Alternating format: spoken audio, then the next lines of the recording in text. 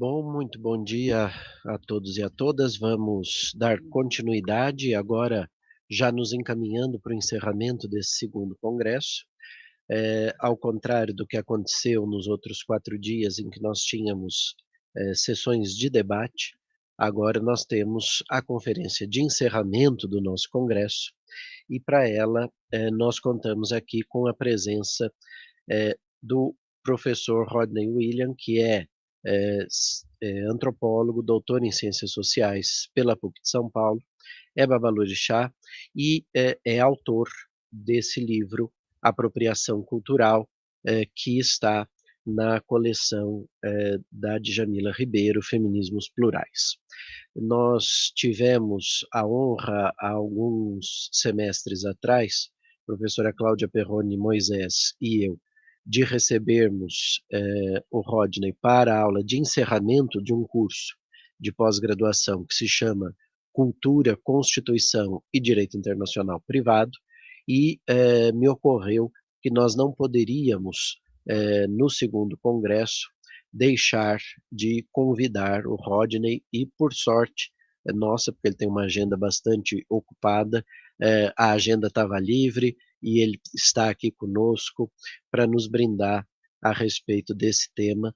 E eu, sem maiores delongas, queria também apresentar a Fernanda Garibaldi, que é doutoranda aqui na faculdade, que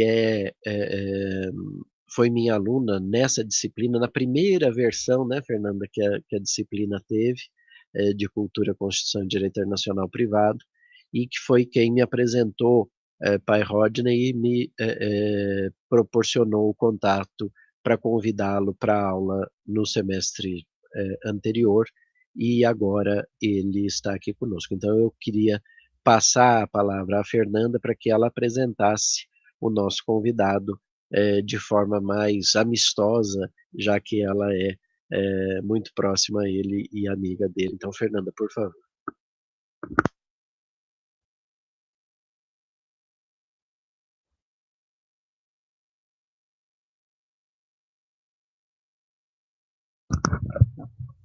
Obrigada, professor Gustavo, pelo convite. Realmente é uma alegria estar aqui ao lado de 2 amigos, e da professora também. Então, queria agradecer bastante, estou muito honrada de estar aqui apresentando Pai Rodney, que além de mestre e doutor em ciências sociais, é antropólogo, tem esse livro aqui sobre apropriação cultural. Dizer que além enfim, de desfrutar do privilégio da sua amizade, Pai Rodney tem um trabalho social muito importante aqui nos arredores de São Paulo, com o seu terreiro de candomblé, né, em Mariporã, ali, além de ser um lugar de resistência e da prática da religiosidade africana, é também um lugar de ajuda do entorno social, da comunidade. Então, é uma pessoa que tem uma atuação aí de longa data, junto às comunidades da nossa cidade, de São Paulo. Então, uma alegria estar aqui hoje. São 9 anos de Largo São Francisco, entre aluno especial, mestrado e doutorado, e é a primeira vez que eu estou compondo uma mesa com um colega negro, e isso para mim é muito importante, né? Eu sou baiana, vinda de uma das cidade mais preta do Brasil, que é Salvador. Então, para mim é uma alegria estar aqui. Acho que é um momento histórico, que temos que ter mais eventos nesse sentido, não apenas compondo mesas, mas ouvindo, né? Eu também estive em poucos eventos aqui ouvindo homens ou mulheres pretas, então para mim é realmente uma alegria, eu acho que é um direcionamento, eu te parabenizo, professor Gustavo, eu acho que é uma grande sinalização, não apenas porque é um imperativo dos nossos tempos discutir o que é cultura, o que a gente reverencia, o que a gente homenageia, o que as nossas tradições gostam de perpetuar, mas também porque é um dever ético se a gente quer realmente construir uma sociedade melhor e uma universidade mais plural. Então, sem mais delongas, eu vou passar a palavra para o Pai Rodney, ele falar do livro dele e, enfim, nos brindar um pouco com seu conhecimento a respeito desse tema, alvo de tantas controvérsias e de tantos maus entendidos, que é a apropriação cultural. Obrigada, Pai Rodney. Eu, primeiramente, agradeço a minha amiga Fernanda Garibaldi pelas palavras tão generosas. Quero agradecer ao amigo também, professor Gustavo, a professora, que me dão a honra desse momento de dividir com vocês algumas questões importantes acerca desse tema, que é tão complicado, mas ao mesmo tempo vem ganhando uma nova forma de olhar, e eu acho que congressos como esse contribuem para que a gente consiga compreender melhor que a apropriação cultural vai muito além do que pode ou não pode, que não é sobre preto proibindo branco de usar isso ou aquilo, e que é um tema que está profundamente imbricado com o racismo, com as estruturas colonialistas, e que a gente precisa, antes de tudo, buscar um caminho de superação para construir uma sociedade mais justa, mais igualitária, e acredito que estar aqui numa faculdade de Direito, aliás, a faculdade de Direito mais tradicional deste país, que me chegou, né, e eu acho que eu lembrei disso na aula que a gente fez juntos, me chegou por um samba enredo de uma escola de samba daqui de São Paulo, a Rosas de Ouro, que em 1984 foi bicampeã do Carnaval, com o tema sobre a Faculdade de Direito do Largo São Francisco. Então eu conheci, né, através da escola de samba, eu conheci também a Faculdade de Direito, e acho que é importantíssimo trazer a escola de samba como um território de resistência para a gente compreender do que se trata a apropriação cultural. E eu já começo fazendo um deslocamento, propondo um deslocamento no entendimento desse tema, sobre identidade e sobre resistência. Então, eu começo o meu livro falando da questão da identidade, de como esses elementos culturais da cultura material e imaterial de um povo são importantíssimos para que eles possam criar, né, elementos de identidade, mas eu proponho ao longo do texto, quem leu deve saber, um deslocamento do conceito de identidade para o conceito de resistência. E aí a gente começa a entender por que um simples turbante pode virar uma polêmica tão grande, né, em torno de discussões nas redes sociais, e o quanto a gente precisa compreender por que é importante diferenciar os temas e os conceitos, sobretudo no que diz respeito à aculturação, né, na diferenciação entre a aculturação e a apropriação cultural, e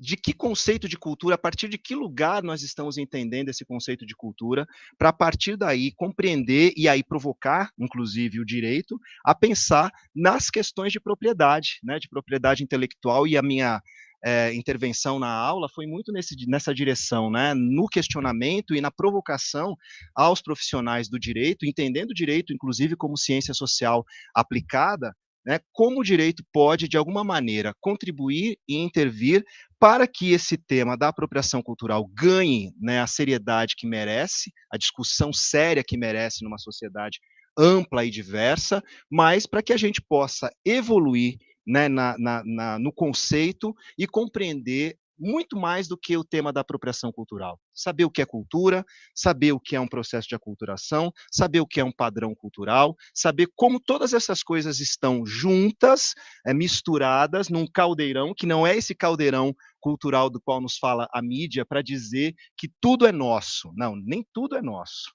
Tem coisas que têm dono, tem origem, tem raça, tem história, e essa origem precisa ser respeitada, essa origem precisa ser, de alguma forma, reparada quando esses elementos são tomados sem a devida autorização. Então é sobre isso também que eu venho aqui para provocar, né? Para provocar no melhor dos sentidos da provocação, porque afinal de contas, como aqueles que estão dentro de uma universidade produzindo conhecimento, é importante que nós sejamos provocados a pensar de outras maneiras e a perceber o mundo também de outros lugares.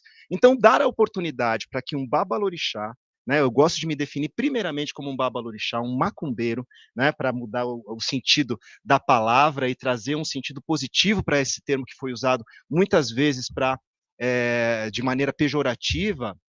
Eu gosto de trazer, a partir desse lugar que eu ocupo, né, e aí eu já faço uma referência à minha querida amiga, filha de Jamila Ribeiro, intelectual da maior importância para este momento do nosso país, que traz o conceito de lugar de fala, né? E muitas vezes um conceito mal compreendido, porque as pessoas acham que é sobre quem pode e quem não pode falar. Na verdade, é sobre de qual lugar eu percebo o mundo e de qual lugar eu faço a minha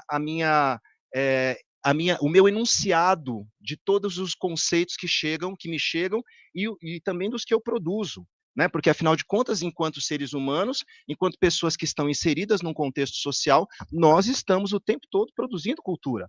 Mas essa cultura se dá também por processos de interação e por contraste, né? Muitas vezes os choques culturais vão produzir processos de aculturação, mas quando esses choques não são propriamente encontros, e sim imposições, opressões, a gente começa a entrar no tema da apropriação cultural. Então eu parto de um conceito muito, mas muito simples. Se existe troca, não é apropriação.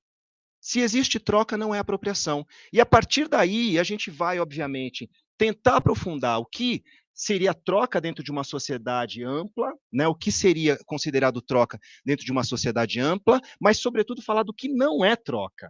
E aí eu gosto de trazer, né, um orixá, e é sempre importante falar que eu trabalho com uma perspectiva decolonial, contra-colonizadora, contra-colonial, enfim, mas a minha experiência de vida é, para mim, um dado fundamental de pesquisa. É a partir dessa vivência que eu compreendo, né? Ninguém escolhe aquilo que se chamava antigamente de objeto de pesquisa, né, a partir do nada. A gente trabalha dentro de uma formação, e eu fui formado dentro de um grupo, né, de um grupo cultural, de um território de resistência. A minha condição de homem negro numa sociedade racista me faz o tempo todo ter que reagir e resistir e reexistir, né, numa sociedade que quer todo tempo matar pessoas negras. Então é muito complicado quando a gente fala dessa questão, que é uma questão fundamental para construir justiça, mas, ao mesmo tempo, as violências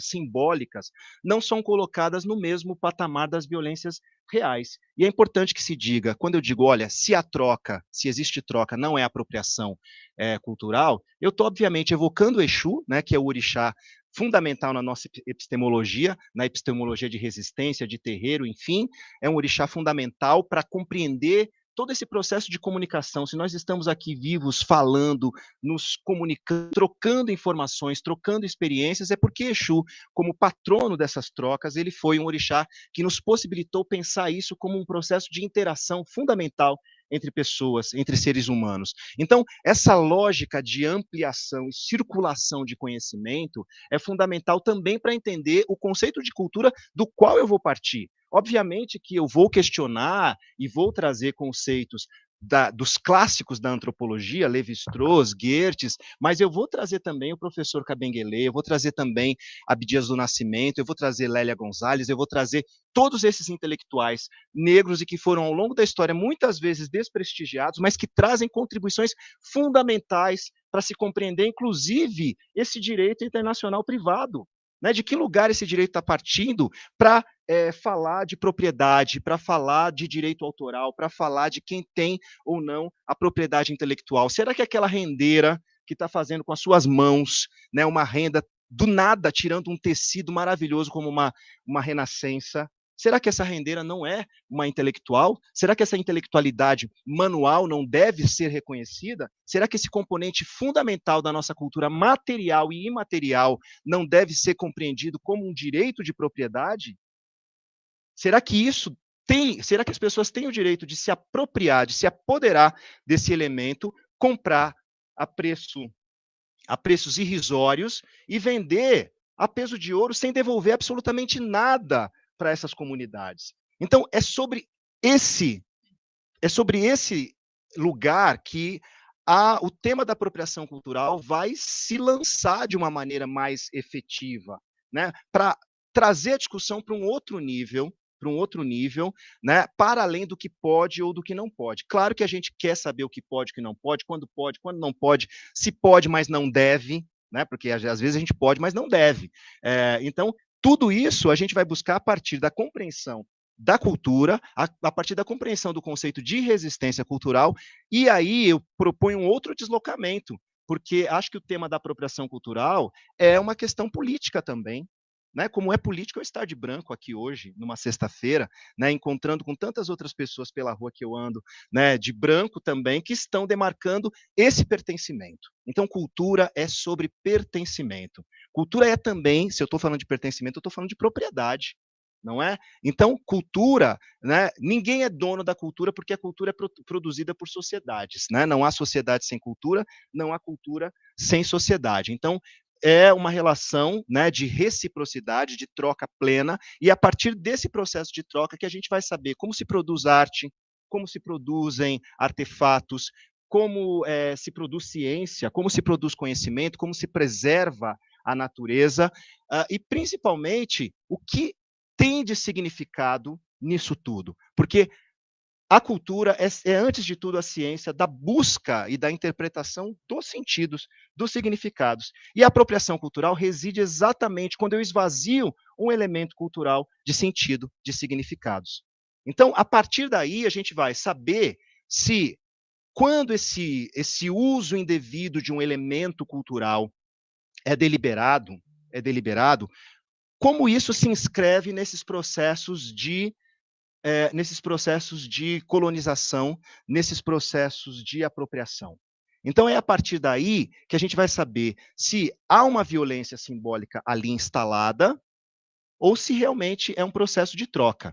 E, obviamente, que quando a gente entende como um processo de troca, a gente sai do tema da apropriação para entrar no conceito de aculturação. As culturas vão interagir, inevitavelmente, e ainda bem que é assim. Né? Os processos de sincretismo, eles fazem parte de uma sociedade, os processos de interação, de integração, de troca, de intercâmbio, tudo isso faz parte de uma sociedade. Portanto, o tema da apropriação cultural não tem nenhum sentido quando a gente não fala de opressão. Se não há opressão, se não há uma sociedade construída numa estrutura desigual, né, sempre vai haver relações de troca, relações de reciprocidade, relações de sincretismo. Agora, esse sincretismo pode ser também uma imposição, e aí aquele povo que é oprimido, ele acaba sendo obrigado a assimilar alguns elementos culturais do opressor por uma questão de sobrevivência. Então, quando, por exemplo, nós, né, e é interessante, né, sempre que eu me reporto aos meus antepassados, eu digo nós, né, e eu digo porque eu sou um processo, né, eu sou um processo, e me entendo enquanto pessoa, e acho que o conceito de pessoa é um conceito que precisa ser trazido também para o direito, né, porque o direito lida muito com a noção de indivíduo, né, o que é uma noção válida, mas o conceito de pessoa, ele traz uma interação com outros elementos da cultura e da sociedade. Então, a pessoa é um complexo de relações sociais. Eu sou um complexo de relações sociais e estou interagindo de um jeito ou de outro com os meus antepassados, com os meus ancestrais, com a minha cultura. E a partir daí, o meu corpo, que tem uma memória ancestral, ele também está repleto de significados. Ele também está num contexto cultural que vai dizer, por exemplo, o que essa roupa significa em mim, porque é o que ela significa em mim. A bata, gente, foi fabricada na Índia, o chapéu na China, e é muçulmano, né? A calça é de uma grife qualquer aí, né? Mas ninguém tem dúvida quando olha para mim de que eu sou um macumbeiro, né? Porque é como esse elemento cultural, né, o vestir-se dessa forma, né, neste país, vai comunicar para as pessoas quem eu sou. Então, eu também estou dizendo, e a roupa, a indumentária, ela é um discurso, ela tem um significado, e é justamente neste conceito dos significados, com o qual a cultura fundamentalmente trabalha, que vai se construir a minha argumentação em torno do que é apropriação cultural. Então, é importante, né, saber que a gente se veste de branco às sextas-feiras porque é o dia de Oxalá. Então, em homenagem ao Oxalá, nós de Candomblé nos vestimos de branco porque é o dia da criação, é o dia da origem, e o branco representa para nós a ausência, é a cor da ausência, portanto é a cor da criação. Onde nada existe, tudo pode ser criado. Então, por conta disso, o vestir-se de branco.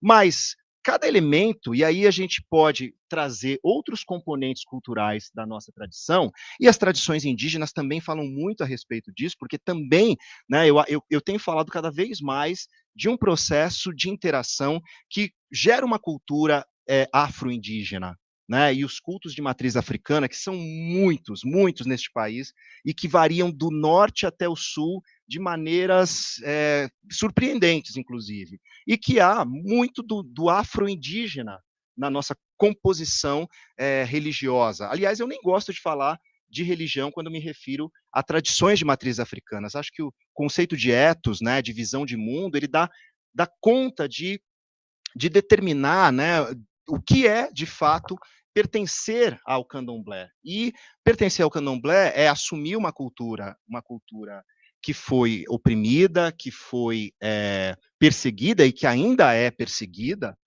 mas é, sobretudo, estar num território de resistência e de ancestralidade que nos permite o fortalecimento para o enfrentamento dessas questões, né, que estão postas na sociedade. Então, eu digo que o terreiro de candomblé, o terreiro de umbanda, a sede do bloco afro, a sede do afoxé, é também um território de resistência. Mas como a gente fala de escola de samba, a gente tem o aspecto material, né, de um componente cultural, mas também tem aquilo que é imaterial. A escola de samba, ela existe naquele momento, né, lindo e mágico em que ela passa pela avenida, e só quem já participou de um desfile de escola de samba pode perceber, né, o quanto tem de magia e de mandinga para uma escola de samba conseguir entrar na avenida, gente. Porque, por exemplo, na Marquês de Sapucaí, você tem que fazer uma curva numa encruzilhada. Se você não der muita comida Exu, olha, o negócio não vai, porque ali é complicado, né? Você tem que chamar muito por Exu para a escola conseguir entrar na avenida. Então, é uma coisa que está conectada com todas as magias.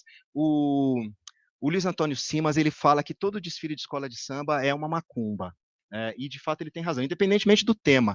É uma macumba, por tudo que precede um desfile de escola de samba, por tudo que vem depois e durante um desfile de escola de samba. Então, por todos os significados e pela conexão fundamental que as escolas de samba têm com os terreiros de candomblé. Todas elas têm nos orixás os seus patronos, embora eles tenham sido sincretizados com os santos católicos. Então, você viu o patrono da escola é São Jorge, você pode saber que eles dão comida a Ogum, né? O patrono da escola é São Sebastião, Oxóssi come antes daquela escola chegar na avenida. Se é São Jerônimo, São Pedro, Xangô certamente é o patrono daquela escola. Então, toda escola tem sua mãe de santo, seu pai de santo, né? Inclusive, rendo homenagem ao nosso querido pai Francisco, que muitas vezes esteve aqui, e que era um vizinho aqui da região, né, no centro, um pai de santo que foi resistente. Eu diria que ele enfrentou e afrontou no centro de São Paulo, mantendo um candomblé na Bela Vista, né? E a gente sabe muito bem como é que foi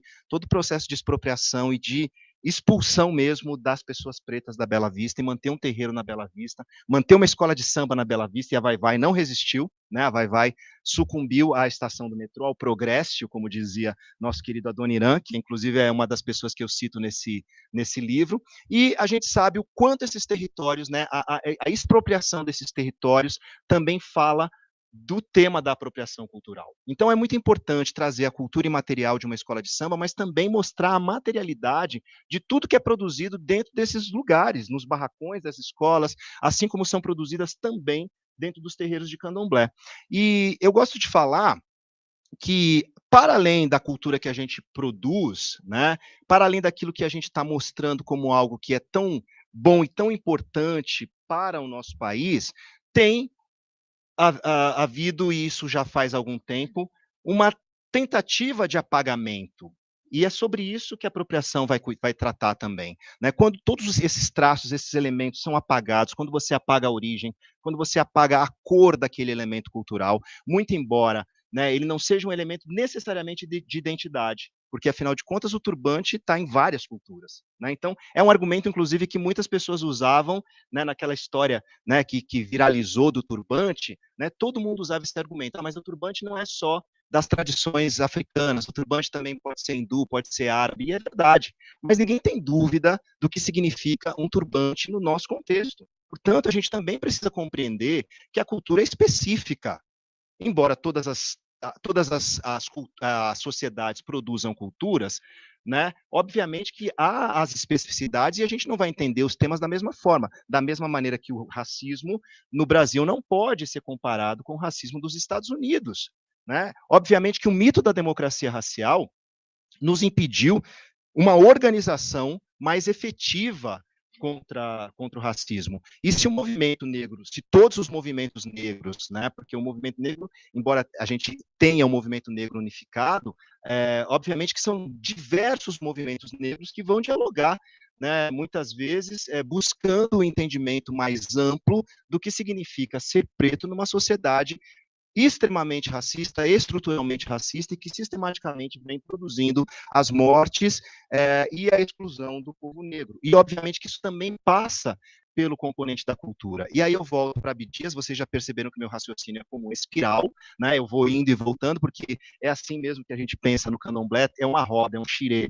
né? Então a gente vai pensando dessa forma, e eu volto para Abdias para falar, né, de como às vezes o extermínio de um povo vem disfarçado de integração.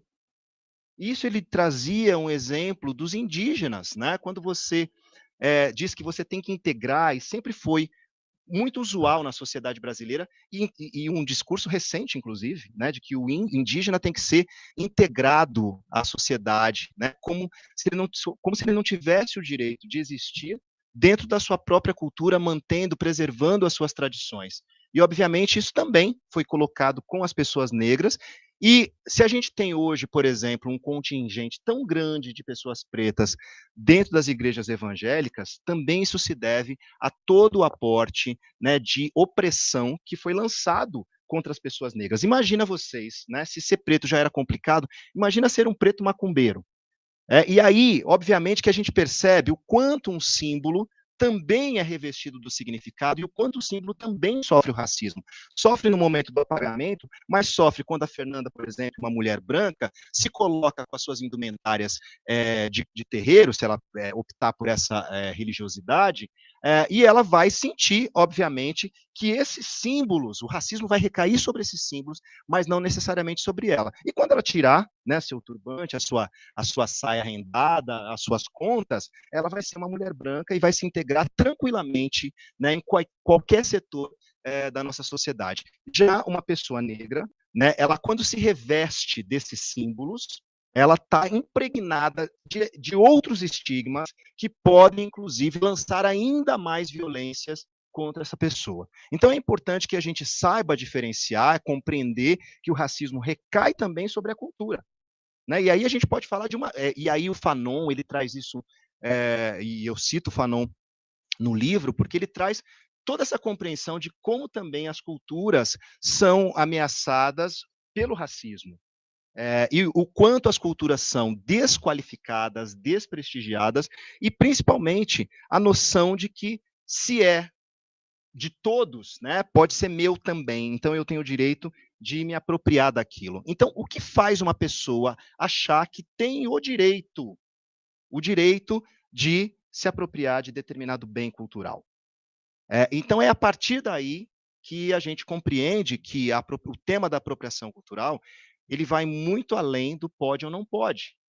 Né? Porque é sobre existências, é sobre desumanização que nós estamos falando, é sobre o racismo nas suas principais vertentes e faces que a gente vai sendo provocado a trazer outras questões aí que são importantes para a existência e para a resistência e para a reexistência de alguns povos. A gente sabe que todos os símbolos que são criados, né? Tudo é inventado, né? Toda cultura, toda religião é inventada, né? E aí é o antropólogo que está falando agora mais do que o pai de santo. Mas de qualquer forma a gente sabe que tudo é inventado, mas existem aqueles que iniciam e aqueles que são iniciados. E obviamente que uma vez que aquilo já está, né? E eu gosto de dizer que é importante caminhar numa tradição justamente para não correr o risco de inventar o que já existe. E falo isso com relação às tradições acadêmicas, né? Ler os clássicos, né? E a gente pode compreender os clássicos como parte da nossa tradição, e eu nas ciências sociais aqui, como vocês no direito, todo mundo leu Platão, leu Sócrates, a gente começa por lá, né? Mas a gente esquece, por exemplo, que esses filósofos gregos, né, os pais da filosofia, estudaram no Egito. Então, esse tema é muito mais antigo do que a gente imagina, né? E, obviamente, que quando existe uma linha divisória, né, uma linha divisória na história, né, e a história começa a partir do momento que os ocidentais brancos estão contando, a gente já tem um problema ali na base. Na base da epistemologia, nós já temos um problema. Então, eu, obviamente, que proponho que a gente fale em hermenêutica, né, e Hermes, um deus grego, né, que traz, né, toda essa discussão, né, entre a mitologia e a ciência, e pode, né, você pode fazer, né, alusões à mitologia grega para tratar da ciência aqui. Mas por que eu não poderia fazer uma alusão à mitologia africana? Por que eu não posso falar de uma exunêutica, né? Se eu posso falar de uma hermenêutica, por que eu não posso falar de uma exunêutica? Afinal de contas, Hermes e Exu têm muita similaridade, né? Muita. O Lévi-Strauss dizia, né? Os mitos dialogam entre si. Né? Então, Hermes e Exu têm muitas similaridades. São ambos, né, divindades da comunicação, das relações humanas de troca. Então, por que não podemos trazer também esse conhecimento? E, principalmente, eu acho que essa é a grande questão, por que esse conhecimento não pode ser respeitado dentro da universidade? Por que esse conhecimento não pode ser trazido para dentro da universidade? E aí eu quero fazer também aqui uma homenagem a um grande território de resistência da Baixada Fluminense, que é o Quilombo Beija-Flor de Nilópolis, onde eu tive, junto com o Djamila, a honra de desfilar neste carnaval que caiu em abril. E o tema foi empretecer o pensamento é ouvir a voz da Beija-Flor. Então é importante, né? E acho que a Beija-Flor se entende ali como mais do que a escola Beija-Flor, mas uma escola de samba, mais uma escola de samba, que contribui para empretecer o pensamento. Né? Então, todas aquelas pessoas que estão produzindo conhecimento a partir desses lugares, né, desses territórios de resistência, estavam ali desfilando num desfile glorioso que só perdeu para Grande Rio, porque Exu vem na frente, né, então não tem jeito, mas a Beija-Flor fez um desfile histórico, e trouxe todos esses temas para a gente compreender. Para compreender o que é cultura, como se produz cultura na prática, como se mantém cultura na prática, e o quanto a gente precisa da interação com o direito para assegurar que essa propriedade estará garantida, para assegurar que, de alguma maneira, a reparação e o processo de troca, ainda que seja uma troca forçada, né? Ainda que as pessoas sejam obrigadas a devolver, obrigadas por lei a devolver o que é nosso, né? Não tem sentido que o acarajé seja vendido como bolinho de Jesus. E acho que é o caso mais emblemático, eu não sei, né, vocês que estão no direito talvez saibam se tem outros casos, mas acho que é o caso mais emblemático de intervenção da lei, para impedir que uma apropriação cultural fosse feita, né, que um esvaziamento de significados, que um esvaziamento de sentidos, que tornar aquele elemento palatável, tirar a origem, tirar a cor daquilo. Né? Acho que foi a primeira vez aqui no Brasil que houve uma intervenção muito direta da lei impedindo que isso acontecesse. Então, hoje, você não tem mais o bolinho de Jesus, porque a acarajé tem que ser vendido como acarajé. Mas é claro que, né, inventaram um acarajé gospel, porque a apropriação ela é um elemento que vai além daquilo que a lei pode controlar. Aliás, vocês sabem melhor do que eu que a lei precisa pegar, né? Tem lei que não pega, 10.639, né, 11.645, lei que não pega, né? Mas direito é muito mais do que lei, né? Direito é sobre justiça. Né, e é sobre justiça que a gente está discutindo aqui, né, e percebendo quanto trazer para uma faculdade de direito, para uma universidade, o tema da cultura, sobretudo a cultura a partir de um lugar, né, de resistência, onde essa cultura é produzida como um elemento de fortalecimento de pessoas e manutenção de vidas. São vidas humanas que são mantidas a partir desses territórios de resistência. Foram esses territórios de resistência que permitiram ao povo negro sobreviver, que me permitem, por exemplo, estar aqui com vocês hoje falando sobre essas coisas. É a partir desse lugar que nós evocamos todos os nossos ancestrais que bateram o chão para que eu pudesse caminhar, mas com um compromisso muito sério que eu tenho de continuar batendo o chão para aqueles que vão me suceder.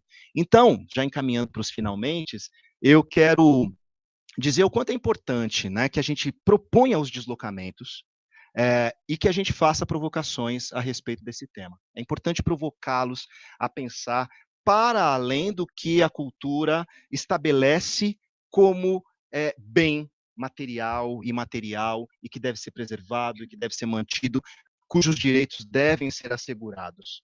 A gente precisa compreender que há processos de interação, que esses processos de interação fazem parte de uma construção social que vai ter seus intercâmbios, seus padrões, esses padrões vão ser alterados à medida das circunstâncias, mas ainda assim há um elemento de resistência fundamental que esses territórios preservam e que, obviamente, precisam, né, da ampliação do nosso campo de compreensão, inclusive científico, inclusive na produção do conhecimento, para inserir todos esses conceitos de maneira muito ampla, embora eles sejam muito complexos, mas inserir todos esses elementos nos estudos, né, sobre direito internacional privado, mas, antes de tudo, sobre o simples direito que essas pessoas têm de existir. Muito obrigado.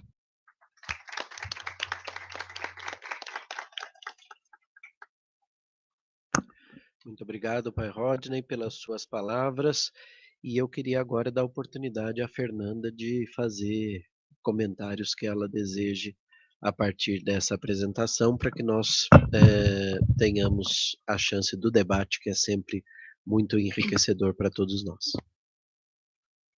Obrigada, professor Gustavo. Obrigada, Pai Rodney, por essa apresentação tão elucidativa desse tema.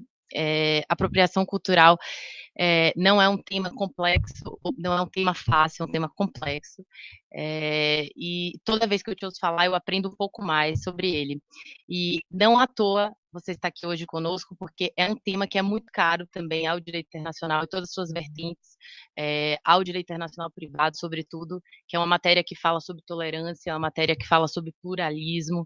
Então, o professor Gustavo está aqui honrando a melhor tradição dos pensadores do direito internacional privado que se preocupam muito com a tolerância, com a integração das culturas, com a troca entre os povos, da forma mais respeitosa e menos marginalizadora que deveria ser, e que não ocorre, nem sempre ocorre.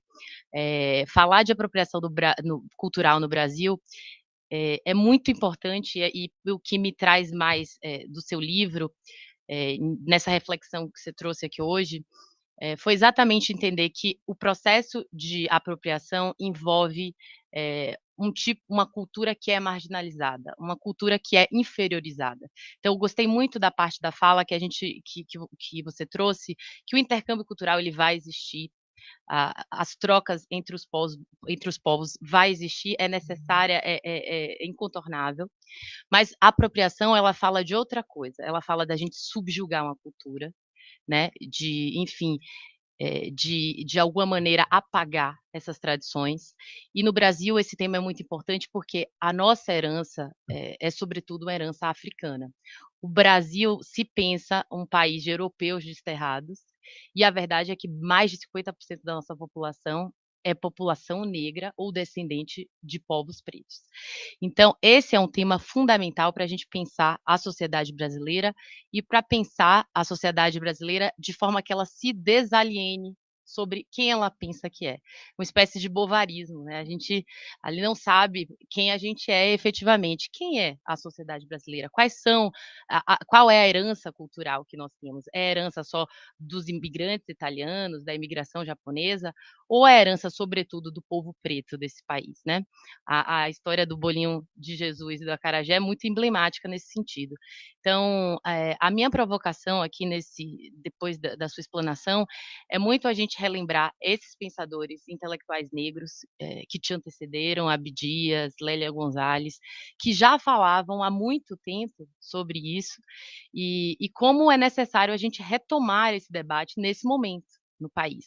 Então, eu vou encerrar um pouco os meus comentários, lembrando que essa semana a gente perdeu o Sérgio Rouanet, enfim, um diplomata, um pensador do direito internacional, um intelectual, que criou aí a nossa lei de incentivo cultural, que acabou levando o seu nome, a Lei Rouanet, que vem sendo tão vilipendiada, tão massacrada, e era fundamentalmente um pensador também humanista, um pensador que pensava, que elucubrava sobre uma ideia de universalismo, que é uma ideia cara para o direito internacional, que é uma ideia de universalismo dos direitos humanos e das culturas, que não é uma ideia que se coaduna com a opressão, com a gente universalizar categorias, universalizar a cultura de modo a oprimir, numa ideia colonizadora.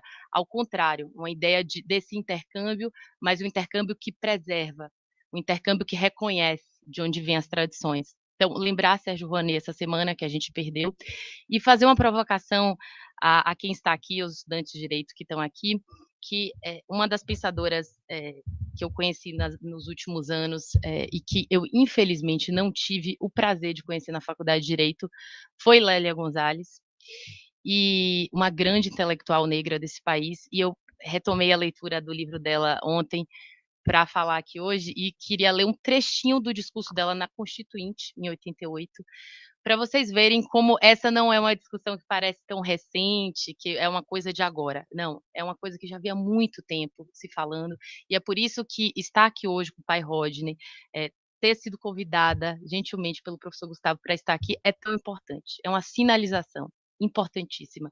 As faculdades de direito tendem a ser muito conservadoras, tendem a, enfim, vir um pouco a reboque do que a discussão na sociedade está ali movimentando. Então, é uma importante sinalização você estar aqui hoje, Rodney. E eu queria provocá-los com um trecho desse discurso de Lélia na Constituinte 88, para ouvi-los e, enfim, a gente retomar aqui uma conversa mais dialógica, enfim, as dúvidas que os alunos te apresentarem.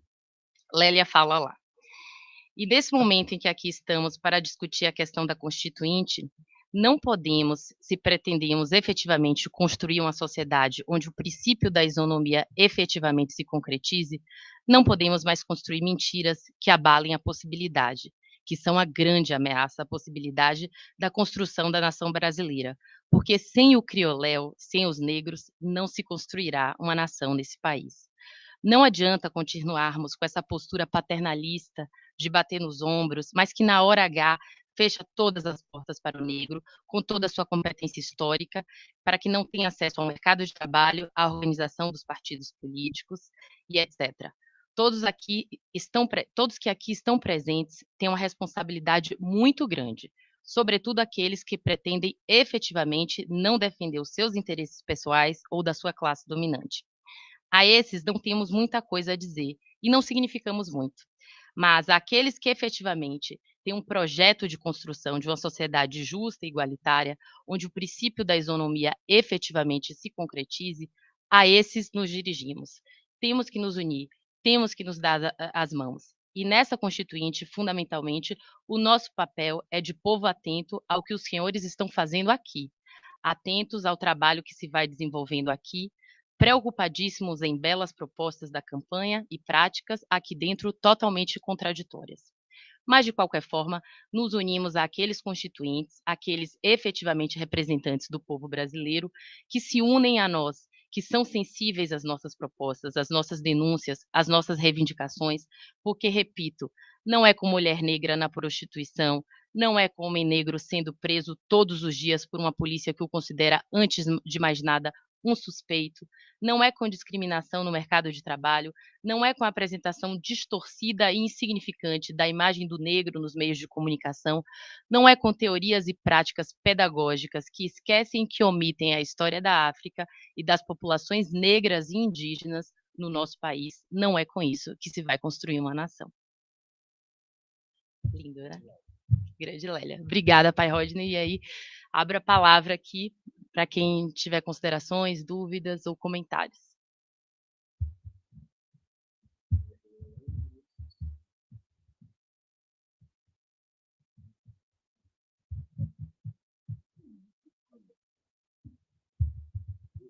Vitor, eu só vou pedir para você vir aqui falar no microfone, porque senão quem está acompanhando de casa não te escutará.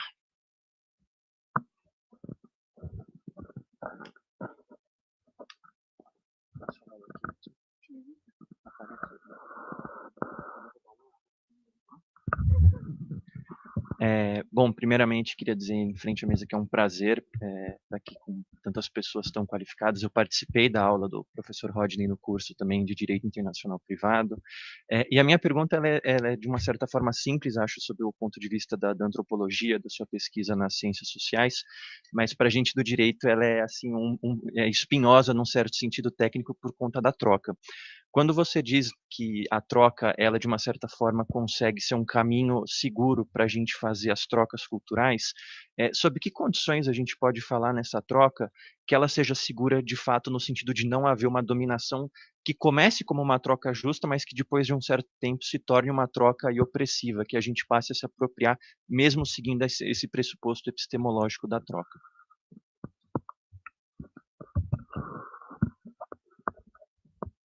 Olha, quem vai te responder, Vitor, né? Quem vai te responder, Vitor, é a mãe Stella de Oxóssi, porque ela que traz, num artigo que ela escreveu para o jornal à Tarde, acho que é um jornal que já foi extinto em Salvador, continua, ela fala exatamente do tema da troca, né? E aí ela diz o seguinte: uso aqui a palavra troca com letra maiúscula para demonstrar a importância deste comportamento, que é uma lei universal. A terra nos alimenta, mas pede em troca nossos corpos como alimento. A lei da troca, como todas as leis que entendemos regular o universo, não está limitada a nenhum setor. Sempre existiu e sempre existirá a troca. E pode ser esse um comportamento tão essencial, o elemento material que o representa, e por ser esse um comportamento tão essencial, o elemento material que o representa nas diferentes épocas deve ser tratado com cuidado e respeito, pois se sua falta faz falta, seu excesso pode trazer um grande estrago para a caminhada de quem o possui e até mesmo para de seus descendentes. Ela está falando desse símbolo material da troca, é o dinheiro. Então a mãe Stella, ela traz a questão do dinheiro, né, nesse componente, como algo que pode, de fato, desconstruir esse conceito amplo de troca enquanto lei universal.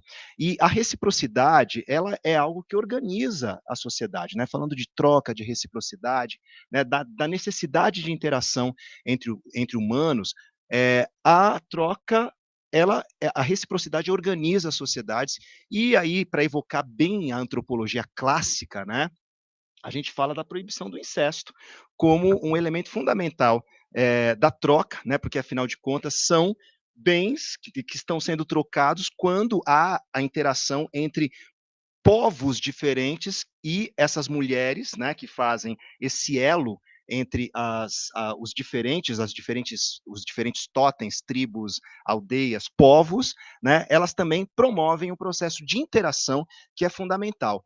Eu não sei se vocês sabem, mas o candomblé se organiza como família, né? E a família, enquanto, né, um conceito básico para nós, é uma família extensa, em que todas as mães são mães de todos os filhos são filhos de todas as mães. E eu trago essa figura da mãe porque há também no nosso entendimento uma matrilinearidade, uma matrifocalidade, né? As mães de santo, né, não foram as grandes precursoras do candomblé à toa. Né? Primeiro porque havia todo um processo histórico que facilitava o acesso das mulheres, né, a determinados elementos que são essenciais para o culto, mas também a possibilidade de restabelecer a família, né, a família extensa africana, que foi esfacelada com o processo de escravização, inclusive como uma estratégia desse processo, era algo que estava ali presente desde o início do candomblé. E o candomblé, que reproduz a família, obviamente, ele está inserido num contexto de interdições, e a proibição do incesto é uma delas, né, porque só há família onde há proibição do incesto, né, a rigor para a antropologia, a família é o núcleo onde essas relações estão proibidas. Portanto, as mulheres têm que sair para o outro grupo, né? Para o outro grupo, mas há também o elemento cultural que é transmitido, e aí por isso o conceito de matrifocalidade e matrilinearidade. Então, sobre quem recai a proibição do incesto? E aí a gente vai saber que a proibição do incesto é uma regra cultural. Aliás, é a regra da cultura, como diz Lévi-Strauss, que dá justamente a separação desse estado de natureza para o estado de cultura. E o argumento do Lévi-Strauss é infalível, né? Não há por que proibir aquilo que sem a proibição não correria o risco de acontecer. Então, no candomblé, nós reproduzimos a família, portanto, a proibição do incesto faz parte da nossa tradição, e acho que foi uma forma de construir alianças e junção, né, nesses povos que estavam dispersos, mas que encontravam nessa proibição, né, e tem várias formas de se colocar em prática a proibição do incesto, inclusive com a proibição de um pai consanguíneo e iniciar os próprios filhos. E aí ele precisa de um outro sacerdote, de um outro terreiro, e isso cria aliança.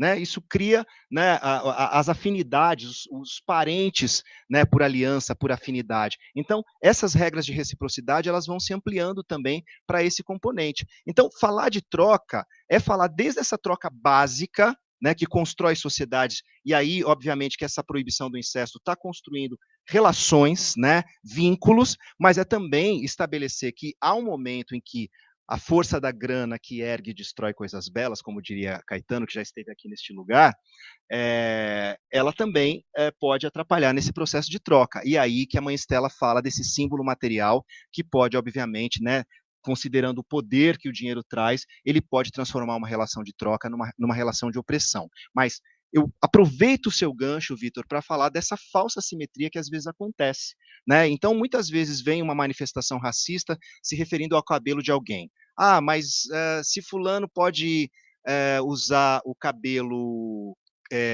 cacheado, né? Por que a menina preta pode pintar o cabelo de loiro? Por que ela pode, a outra não pode colocar o dread e a menina preta pode alisar? Agora, não dá para esquecer numa sociedade estruturalmente racista que alisar o cabelo muitas vezes foi uma condição para que essa mulher negra estivesse inserida na vida social, inclusive no mercado de trabalho. Então, essa falsa simetria, né, e obviamente o oprimido, ele não se apropria da cultura do opressor. Né, um índio, quando está usando um celular, quando está botando, né, um boné de beisebol, usando um short da Nike, ele não está se apropriando da cultura, né, do opressor, porque a cultura do opressor é imposta. É imposta. Então não existe como você se apropriar de uma coisa que é imposta. Você, no máximo, assimila. E às vezes assimila, inclusive, por uma questão de sobrevivência. Né, como nós tivemos que fazer, né, criar esse mecanismo, essa estratégia com o sincretismo, né, para que as nossas religiões de matriz africanas pudessem ali, né, escondidas atrás dessas confrarias católicas, a gente pudesse manter as nossas tradições. Então é isso.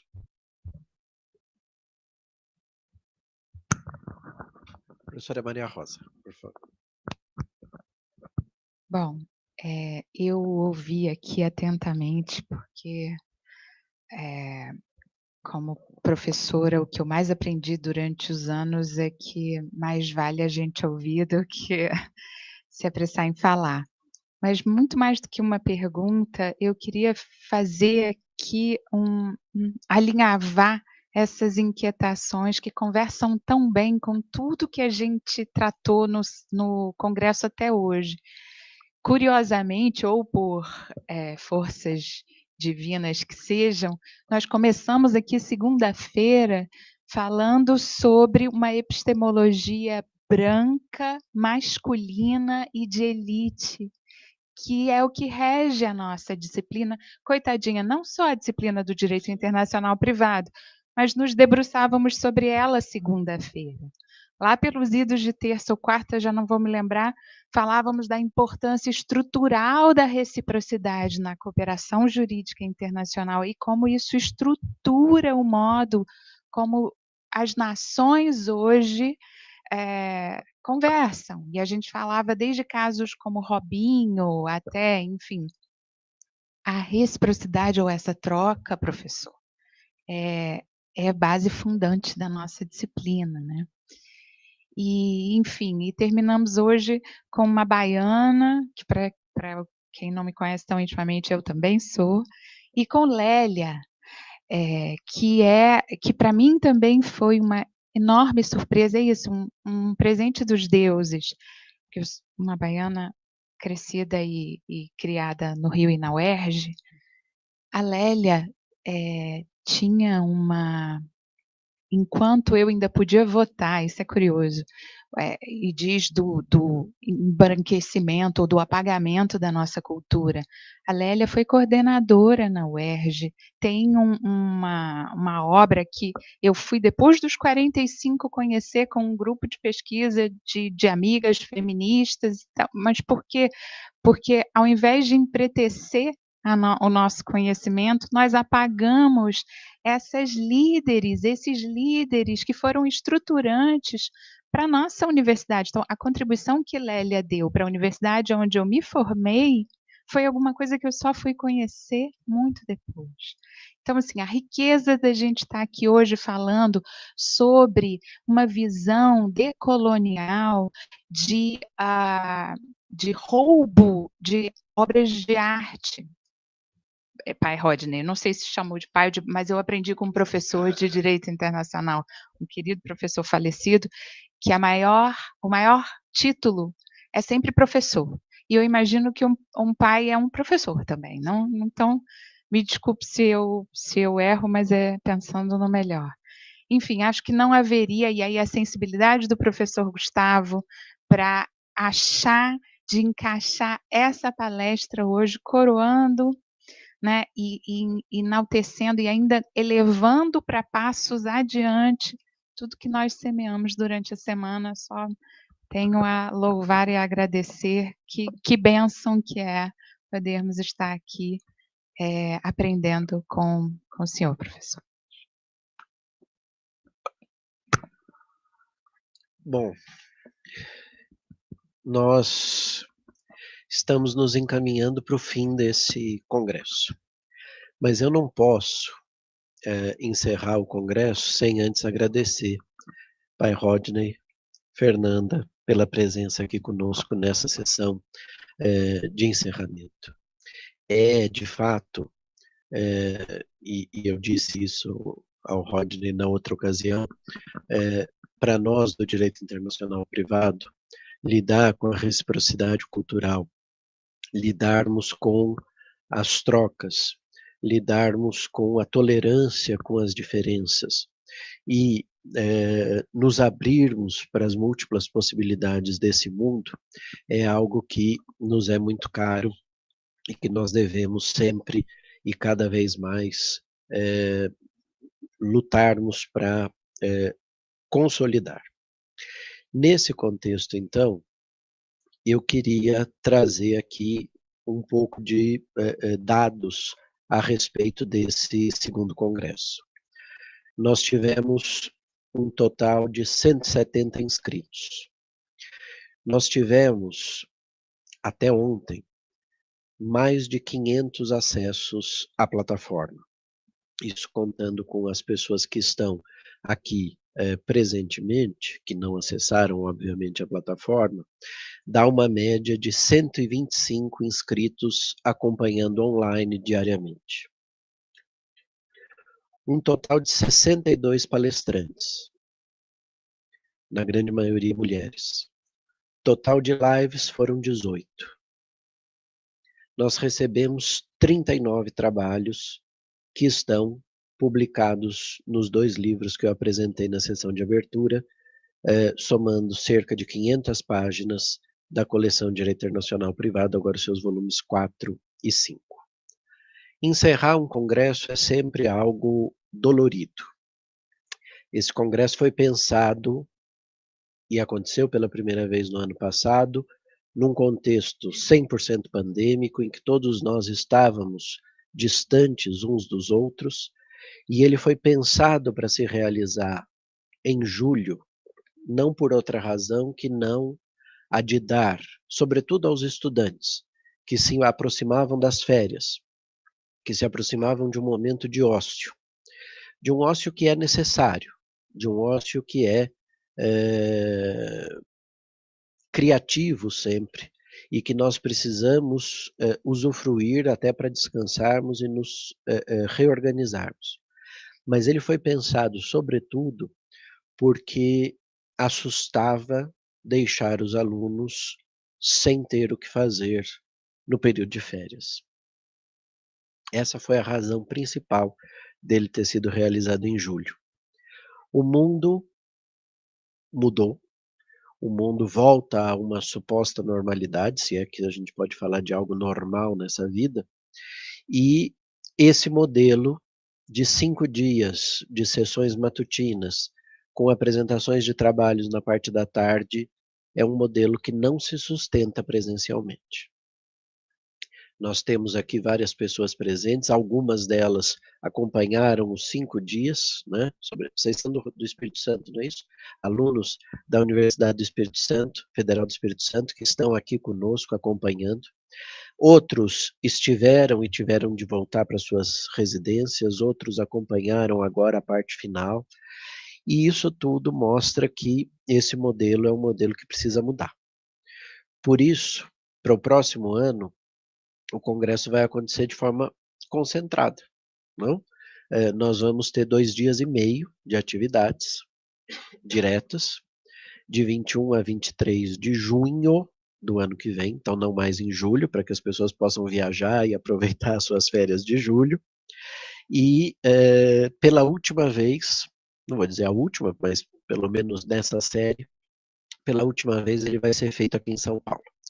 Nós já temos oferta da professora Maria Rosa para fazermos em Brasília, da professora Nádia de Araújo para fazermos no Rio de Janeiro, mas nesse novo modelo acho que ainda cabe um aqui em São Paulo, então de 21 a 23 de junho ele vai acontecer aqui em São Paulo e terá como tema geral algo que, se vocês analisarem com cuidado e cautela, esteve presente em cada uma das falas dos 62 palestrantes que por aqui passaram.